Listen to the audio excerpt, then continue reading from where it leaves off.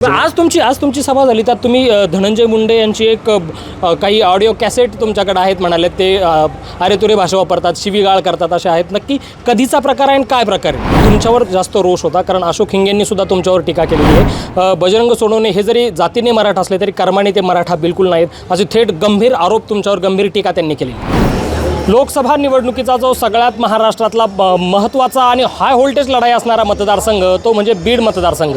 या मतदारसंघामध्ये प्रीतम मुंडे खासदार होत्या, त्यांच्या विरोधात बजरंग सोनवणे लढले होते. मात्र महायुतीकडनं उमेदवार बदलला, पंकजा मुंडे यांना उमेदवारी दिली. मात्र महाविकास आघाडीकडनं तोच उमेदवार आहे अर्थात बजरंग सोनवणे. बाप्पांना ही निवडणूक कशी जातीये, ते या निवडणुकीकडे कसे पाहतात, बीडचा विकास त्यांना कसा करायचा आहे, या सगळ्यावर आपल्याला चर्चा करायची. स्वतः बजरंग सोनवणे माझ्यासोबत आहेत. बाप्पा, स्वागत आहे तुमचं महाराष्ट्र टाइम्समध्ये. 2019ला निवडणूक लढवली होती, तो अनुभव तुमच्या पाठीशी आहे. 24ची निवडणूक आणि 19ची निवडणूक काय फरक वाटतोय?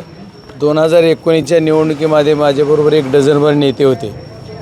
आजच्या 2024च्या निवडणुकीमध्ये माझ्याबरोबर जनता आहे. हा सर्वात बेसिक फरक आहे. त्याच्यामुळे 2019च्या निवडणुकीला इकडं जा, तिकडे जाऊ नका, इकडं राहा असं होतं. आता 2024ला मी खुल्लं मैदान आहे, कुठेही जाऊ शकतो. त्याच्यामुळे जनतेचा उत्स्फूर्ताचा प्रतिसाद आहे. जनतेने ही निवडणूक हातात घेतलेली, त्याच्यामुळे नेत्यांचा ह्याच्यात काही रोल नाही. नक्की. मला तोच प्रश्न आहे की ज्यावेळेस पंकजा मुंडे यांनी फॉर्म भरला त्यांच्या मंचावर नेत्यांना बसायला जागा नव्हती.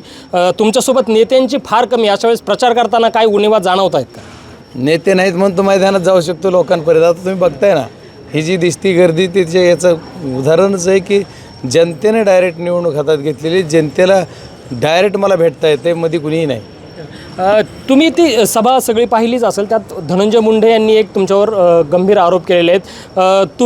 तुमचं त्यांनी जे प्रमाणपत्र आहे, कुणबी प्रमाणपत्र, ते दाखवलं आणि तुम्ही आरक्षणाचे लाभार्थी आहात. अशा वेळेस आरक्षणाचा मुद्दा तुमच्याकडनं येणं तरी योग्य नाही असं त्यांचं म्हणणं आहे. ते काय म्हणले हे मला नाही सांगता येणार, पण मी जर एक कुणबी मराठा आहे याचा अभिमान आहे मला रास्त.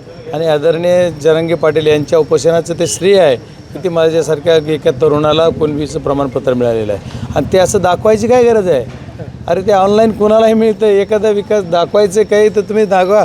एक 500 कोटीचे मी बीड जिल्ह्याला पैसे आणले त्याची प्रमा दाखवा. एखादा निधी आणला ते दाखवा. माझं सर्टिफिकेट दाखवायची काय गरज आहे? नक्की. जरांगे पाटलांचं जे आंदोलनाची सगळी धग आहे ती मराठवाड्यात मोठ्या प्रमाणात आपल्याला पाहायला मिळाली होती. ही निवडणूक आहे ती काहीशी जातीवादाकडे जाताना आपण पाहत आहेत का? नाही, असं बिलकुल नाही आहे. हे निवडणूक जातीवादाकडे नाही आहे. काही मंडळी विनाकारण त्याला जातीयतेचा रंग देत आहेत. ही निवडणूक विकासावर झाली पाहिजे. ही निवडणूक पुढचा आपण काय विकास करणार आहे त्याच्यावर झाली पाहिजे. आणि आम्ही मागच्या 5 वर्षात 10 वर्षात काय केलं याचा लेखाजोखा जनतेला दिला पाहिजे. नक्की. या मतदारसंघाचा जो प्रचार असेल तो सोशल मीडियावर जर तुम्ही सगळं पाहिलं असेल तर एकीकडे विशिष्ट जातीच्या अधिकाऱ्यांची लिस्ट जाहीर केली जाते, नेत्यांची नावं व्हायरल केली जातात, तर दुसरीकडे एका मराठा तरुणाची एक पोस्ट आहे ती व्हायरल होती ज्यामध्ये 2 कारखाने असणारा शेतकरी पुत्र कसा असू शकतो. त्याचप्रमाणे जरांगे पाटील यांची बीडमध्ये सभा झाली, अंतरवली सराटीमध्ये सभा झाली. त्यावेळेस स्वतःच मराठा म्हणून मत मागणारे कुठं होते असाही त्या पोस्टमध्ये सगळा उल्लेख केलेला आहे. याच्याबद्दल काय सांगाल? आता पोस्ट कोण काय करतं याच्यापेक्षा मराठा आंदोलन म्हणून मराठाचा एक घटक म्हणून मराठा समाजावर राहणं हा काही गुन्हा नाही. मी त्या आंदोलनात सहकार्य होतं किंवा आहे किंवा इथून पुढेही राहणार आहे, तो विषय वेगळा. याच्यानंतर पोस्ट मी जर एक शेतकरी कुटुंबामध्ये जन्मलो आहे त्याच्यात माझी चूक कुठे आहे? माझे वडील शेतकरी, त्याचा मला रास्त अभिमान आहे. आणि यांच्याकडं हे ज्यांचे कारखानदाराचे मुलगी म्हणावं, आमदारांची मुलगी म्हणावं, आमदारांचा मुलगा म्हणावं, यांनी त्याचा वारसा चालवताना काय शिल्लक ठेवलं आहे? 26 साखर कारखाने आदरणीय स्वर्गीय मुंडे साहेबांनी चालवत होते, त्याला 0 केलं आहे. आणि माझ्याकडे एकही नसताना मी 2 चालवतो आहे आणि ती चांगल्या पद्धतीने चालवतो आहे. सगळ्या कर्मचाऱ्याचं पेमेंट देतो आहे, लोकांचं पेमेंट देतो आहे, शेतकऱ्यांचं पेमेंट देतो आहे. हे वेळेत सर्व काही करतो आहे. तुम्ही ज्यावेळेस एका वृत्तवाहिनीला मुलाखत दिली त्यामध्ये तुम्ही असं म्हणालात की लेकीने सासरकडेच राहावं. त्याच्यावर पंकजा मुंडेंचे जे कार्यकर्ते आहेत ते तुम्हाला थेट सरळ प्रश्न विचारत आहेत, हाच न्याय तुम्ही सुप्रिया सुळेंना लावणार का? नाही, मी असं बोललो नाही. कुठं बोललो आहे? एक मुलाखत आहे, त्याचा व्हिडिओ सध्या सोशल मीडियावर मोठ्या प्रमाणात व्हायरल होतो. नाही, असं मला नाही आठवत. मी कुठं काय सोशल मीडियावर कोण काय टाकते मला नाही सांगता येणार, असं बोललं नाही. अजून एक तुम्हाला प्रश्न आहे. काल वंचितची जी सभा झाली त्या सभेमध्ये रेखा ठाकूर ज्या वंचितच्या प्रदेशाध्यक्ष आहेत त्यांनी तुम्हाला डमी उमेदवार म्हणाले. धनंजय मुंडे यांनी सेटिंग करून तुम्हाला उमेदवारी तिकडनं मिळून दिली आणि तुम्ही डमी उमेदवार आहात. नाही, त्यांनी डमीवर बोलण्यासारखं एवढंच. त्यांना मला वाटतं की त्यांनी ते बोलणं त्यांना संयुक्तिक नसावं. त्यांनी तसं बोलणं त्यांनी का बोलल्या त्यांनाच विचारलं पाहिजे. मी त्याच्याविषयी सांगू शकत नाही.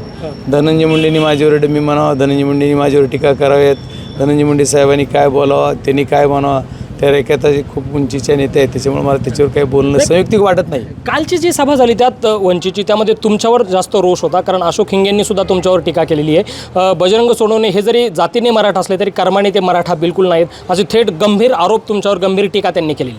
नाही, याला उत्तर द्यावा एवढं काय मला गरज वाटत नाही त्याची. आज तुमची सभा झाली त्यात तुम्ही धनंजय मुंडे यांची एक काही ऑडिओ कॅसेट तुमच्याकडे आहेत म्हणाले, ते अरे तुरे भाषा वापरतात, शिवीगाळ करतात, असे आहेत. नक्की कधीचा प्रकार आहे आणि काय प्रकार आहे? नाही, हे जे आहे की ज्यावेळेस योग्य वेळ येईल त्यावेळेस मी सर्व काही आपल्यासमोर ठेवेन. नक्की तो प्रकार काय?